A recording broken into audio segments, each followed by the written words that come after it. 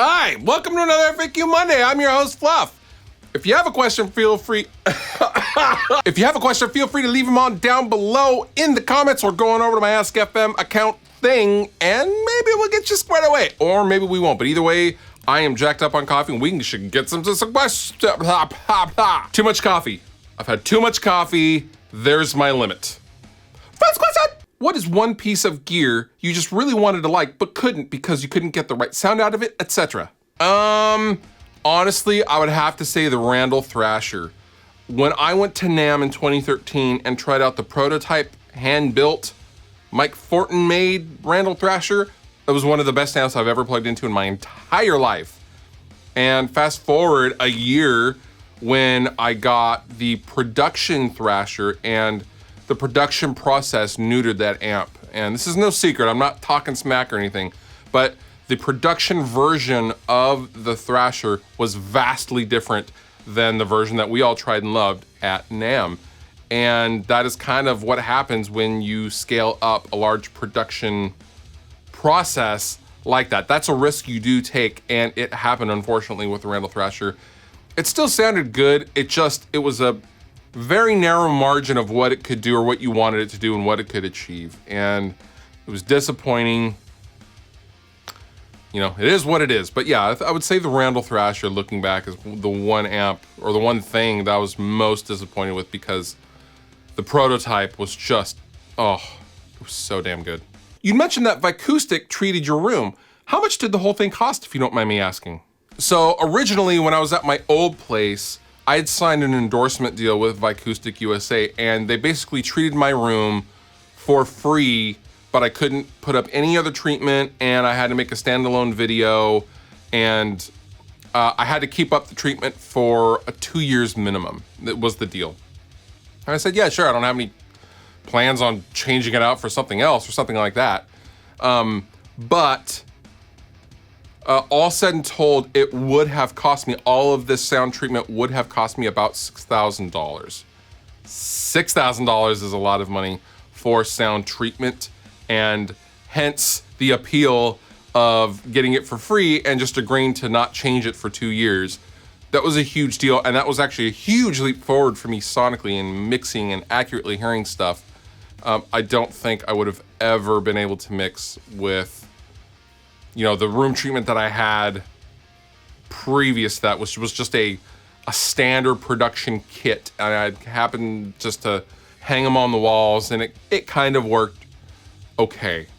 But to actually have your room, you know, analyzed, and to have professionals come in and tell you where you should put stuff in accordance to where your desk is, that was huge for me. And I'm glad I did it. I still love the product. And yeah.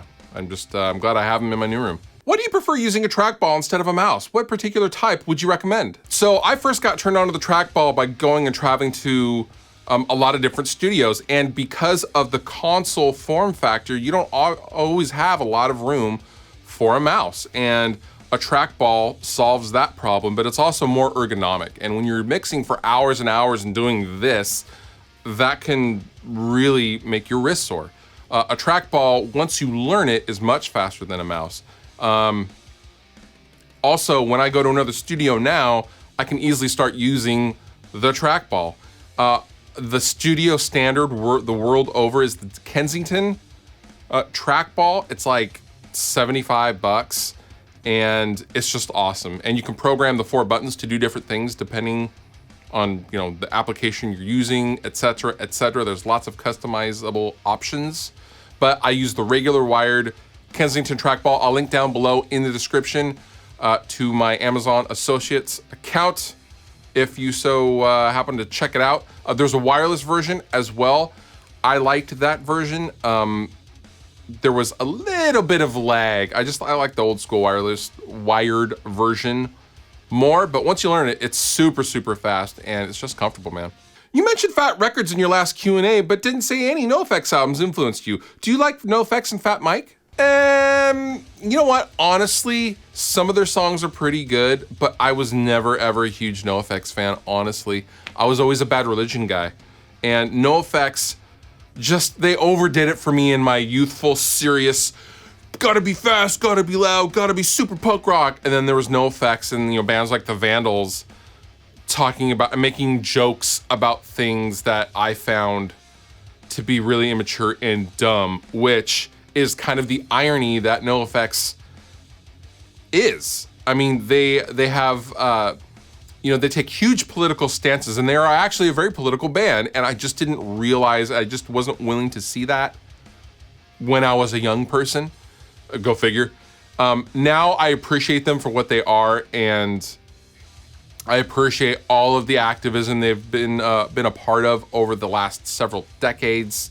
I appreciate them now, but when they were actually like in their prime, and when I was like a 19-year-old raging hormonal punk rock kid, I didn't like them at all, man. I was always into Bad Religion. But I love Fat Records, so yeah, there you go. There's the dichotomy there.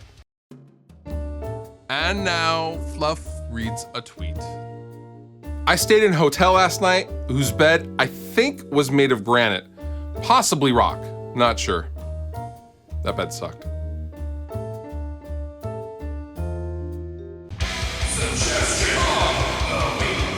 My suggestion to you this week is to check out the new Moose Blood record, I Don't Think I Can Do This Anymore. Mixed, produced, and engineered by my good friend Bo Burchell, this album is a masterclass on how a good rock record should sound. Now, this is not a metal record. This is just an all-around great rock and roll record, and it sounds sonically amazing, and the songs are amazing, and I just love it. I listened to it twice in a row upon my first listen. It's brilliantly done, and kudos to the guys for making such an awesome piece of work. I'll put my links down below in the description. You've been wonderful. I've been Fluff. Thank you so much for watching, and I'll see you next time.